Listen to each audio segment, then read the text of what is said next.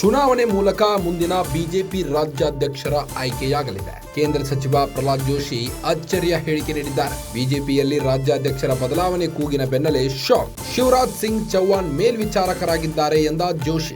ಮಂಗಳೂರಿನಲ್ಲಿ ಸ್ಫೋಟಕ ಹೇಳಿಕೆ ನೀಡಿದ್ದಾರೆ ಜೋಶಿ.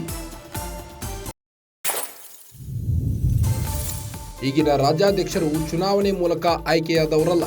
ಪಕ್ಷದ ಹೈಕಮಾಂಡ್ ಅವರನ್ನ ನೇಮಿಕೆ ಮಾಡಿದೆ.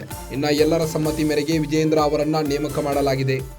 ಈಗ ಪಕ್ಷದ ಎಲ್ಲಾ ಹಂತಗಳಲ್ಲಿ ನಡೆಯುವಂತೆ ಮುಂದಿನ ರಾಜ್ಯಾಧ್ಯಕ್ಷರ ಸ್ಥಾನಕ್ಕೂ ಚುನಾವಣೆ ನಡೆಯಲಿದೆ. ಇನ್ನು ಬಿಜೆಪಿ ಸದಸ್ಯತ್ವ ಅಭಿಯಾನ ಮುಗಿದ ಬಳಿಕ ಎಲೆಕ್ಷನ್ ನಡೆಯಲಿದ್ದು ಎಲ್ಲಾ ಹಂತಗಳಲ್ಲೂ ಪಕ್ಷದ ಪದಾಧಿಕಾರಿಗಳ ಚುನಾವಣೆ ನಡೆಯಲಿದೆ. ಈಗಾಗಲೇ ಬೂತ್ ಅಧ್ಯಕ್ಷರ ಆಯ್ಕೆ ನಡೆದಿದೆ. ಮಂಡಲ ಅಧ್ಯಕ್ಷರ ಚುನಾವಣೆ ಪ್ರಕ್ರಿಯೆ ಆರಂಭವಾಗಿದೆ. ಅದೇ ರೀತಿ ರಾಜ್ಯಾಧ್ಯಕ್ಷರ ಆಯ್ಕೆಗೂ ಎಲೆಕ್ಷನ್ ನಡೆಯಲಿದೆ.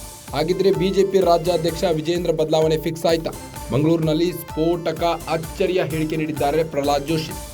ಸೆಂಟ್ರಲ್ ಮಿನಿಸ್ಟರ್ ಪ್ರಹ್ಲಾದ್ ಜೋಶಿ ಅವರು ಈ ಬಗ್ಗೆ ಅಚ್ಚರಿಯ ಹೇಳಿಕೆ ನೀಡಿದ್ದು, ಚುನಾವಣೆ ಮೂಲಕ ಮುಂದಿನ ಬಿಜೆಪಿ ರಾಜ್ಯಾಧ್ಯಕ್ಷರ ಆಯ್ಕೆ ಮಾಡಲಾಗುವುದು ಎಂದು ಹೇಳಿದ್ದಾರೆ. ಬಿಜೆಪಿಯಲ್ಲಿ ರಾಜ್ಯಾಧ್ಯಕ್ಷರ ಬದಲಾವಣೆ ಕೂಗಿನ ಬೆನ್ನಲ್ಲೇ ಶಾಕ್ ನೀಡಿದ್ದಾರೆ ಜೋಶಿ. ಶಿವರಾಜ್ ಸಿಂಗ್ ಚೌಹಾಣ್ ಮೇಲ್ವಿಚಾರಕರಾಗಿದ್ದಾರೆ ಎಂದ ಜೋಶಿ ಮಂಗಳೂರಿನಲ್ಲಿ ಸ್ಫೋಟಕ ಹೇಳಿಕೆ ನೀಡಿದ್ದಾರೆ.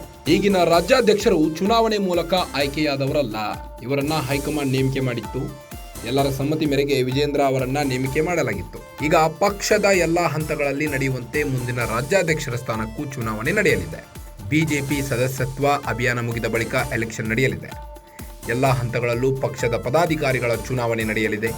ಈಗಾಗಲೇ ಬೂತ್ ಅಧ್ಯಕ್ಷರ ಆಯ್ಕೆ ನಡೆದಿದ್ದು ಮಂಡಲ ಅಧ್ಯಕ್ಷರ ಚುನಾವಣೆ ಪ್ರಕ್ರಿಯೆ ಆರಂಭವಾಗಿದೆ. ಅದೇ ರೀತಿ ರಾಜ್ಯಾಧ್ಯಕ್ಷರ ಆಯ್ಕೆಗೂ ಎಲೆಕ್ಷನ್ ನಡೆಯಲಿದೆ. ಹಾಗಿದ್ರೆ ಬಿಜೆಪಿ ರಾಜ್ಯಾಧ್ಯಕ್ಷ ವಿಜೇಂದ್ರ ಬದಲಾವಣೆ ಫಿಕ್ಸ್ ಆಯ್ತಾ?